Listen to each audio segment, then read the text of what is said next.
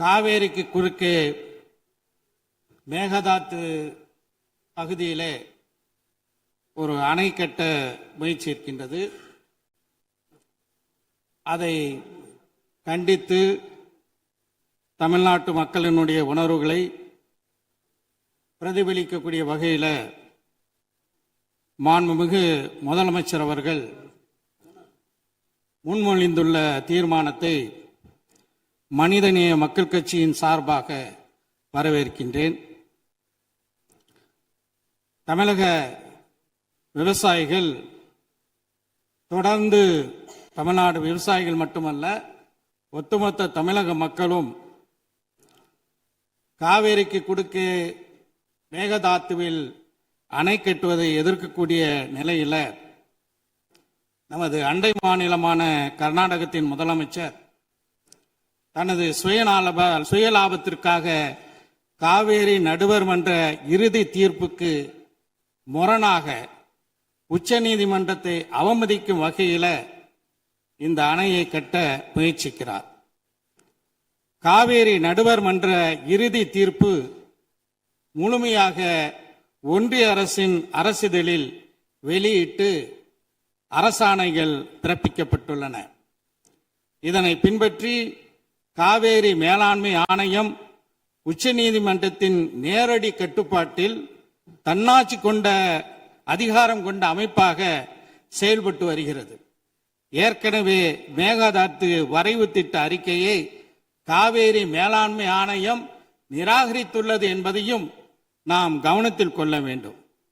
இந்த நிலையில உச்சநீதிமன்றத்தில் வரைவு திட்ட அறிக்கை தயார் செய்ய கொடுத்த வரைவு திட்ட அறிக்கையை தயார் செய்வதற்கு கொடுத்த அனுமதிக்கு தடை விதிக்க வேண்டும் என ஏற்கனவே தமிழ்நாடு அரசாங்கத்தின் சார்பாக சென்ற திராவிட மாடல் ஆட்சியில 2025 நவம்பர் 13 தொடுக்கப்பட்ட அந்த வழக்கை உச்சநீதிமன்றம் தள்ளுபடி செய்துவிட்டது. அதே நேரத்தில் மேகதாத்து அணை கட்டுவதற்கு ஆதரவான வகையில் கர்நாடகம் இந்த தீர்ப்பை பயன்படுத்த முடியாது என்றும் உச்சநீதிமன்றம் அந்த வழக்கை தள்ளுபடி செய்யும் போது உறுதியாக தெரிவித்துள்ளது.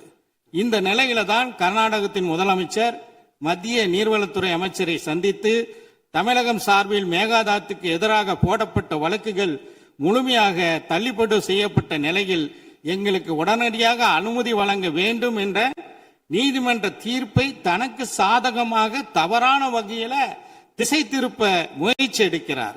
மேலும் நீதிமன்றத்தை அவமதிக்கும் வகையில் மத்திய அமைச்சரிடமே கோரிக்கை விடுத்திருப்பது நீதிமன்றத்தை அவமதிக்கும் நடவடிக்கையாக இருக்கின்றது. எனவே நாம் உச்ச நீதிமன்றத்தில் நீதிமன்ற அவமதிப்பு வழக்கு தொடுப்பதற்கு தமிழ்நாடு அரசு நடவடிக்கை எடுக்க வேண்டும் என்று இந்த நேரத்தில் கேட்டுக்கொள்கிறேன். தமிழ்நாட்டில் சென்னை உள்பட 11 மாநகராட்சிகளை உள்ளடக்கிய 32 மாவட்டங்களில் வாழக்கூடிய 5 கோடி மக்களின் குடிநீர் ஆதாரத்தை அபகரிக்கும் நோக்கோடு சுமார் 25 லட்சம் ஏக்கர் விளைநிலங்களை பாலைவனமாக மாற்றும் வகையில் உணவு உற்பத்தியை அடியோடு அளிக்கும் நோக்கத்தோடு விவசாயிகளையும் விவசாய தொழிலாளர்களையும் அகதிகளாக வெளியேற்றும் அடிப்படையோடு கர்நாடகத்தின் முதலமைச்சர் செயல்படுவதை காங்கிரஸ் கட்சி தலைமை உரிய நடவடிக்கை எடுக்க வேண்டும் என்று கேட்டுக்கொள்கிறேன். 60 ஆண்டுகளுக்கு பிறகு தமிழ்நாட்டிற்கு காங்கிரஸ் கட்சி கூட்டணி அமைச்சரவையில் இடம்பெற்றுள்ளது. எனவே கர்நாடகத்தில் காங்கிரஸ் முதலமைச்சராக இருக்கலாம், ஆனால் தமிழ்நாட்டில் இங்க இருக்கக்கூடிய ஆட்சியில காங்கிரஸ் இடம்பெற்று இருக்கக்கூடிய நிலையில ஒரு மாற்றாந்தாய் மனப்பான்மையோடு தமிழ்நாட்டு மக்களை காங்கிரஸ் தலைமை பார்க்க கூடாது. அந்த மாநிலத்தின் காங்கிரஸ் முதலமைச்சரை அழைத்து அவருக்கு தேவையில்லாமல் காவேரி ஆணையத்தினுடைய தீர்ப்புக்கு எதிராக நீங்கள் செயல்படக்கூடாது என்று அறிவுறுத்த வேண்டும் என்று இந்த நேரத்தில் கேட்டுக்கொள்கிறேன். நாகப்பட்டினம் உள்ளிட்ட காவேரி டெல்டா மாவட்டங்கள்ல குறுவை சாகுபடிக்கு 12ஆம் தேதி மேட்டூர் அணை திறக்கப்பட வேண்டும். சென்ற ஆண்டு 6.50 லட்சம் ஏக்கரில் குறுவை சாகுபடி மேற்கொள்ளப்பட்டு திராவிட முன்னேற்ற கழக ஆட்சியில அது ஒரு வரலாற்று சாதனையாக இருந்தது. ஆனா தற்போது மேட்டூர்ல 79 அடி தண்ணீர் மட்டுமே உள்ள நிலையில இந்த காவேரி மேலாண்மை ஆணையத்தின் கூட்டத்தில் 19 டிஎம்சி தண்ணீரை கர்நாடகம் விடுவிக்க வேண்டும் என்று மேலாண்மை ஆணையம் கூறிவிட்டது, உத்தரவிட்டுள்ளது. ஆனா அதோடு தன்னுடைய கடமை முடிந்து விட்டது என்று காவேரி ஆணையம் நினைக்க கூடாது. ஒழுங்காக சரியான முறையில் அந்த நீர் நமக்கு வருவதற்காக நடவடிக்கை எடுக்க வேண்டும்.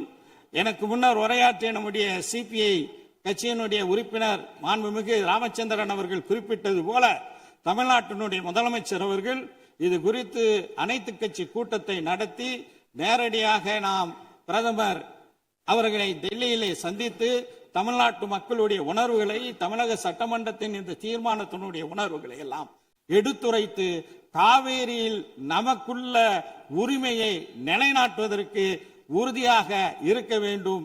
நிச்சயமாக இந்த விஷயத்தில் நாங்கள் அனைவரும் இந்த அரசுக்கு உறுதுணையாக இருப்போம் என்று சொல்லி விடைபெறுகின்றேன். நன்றி.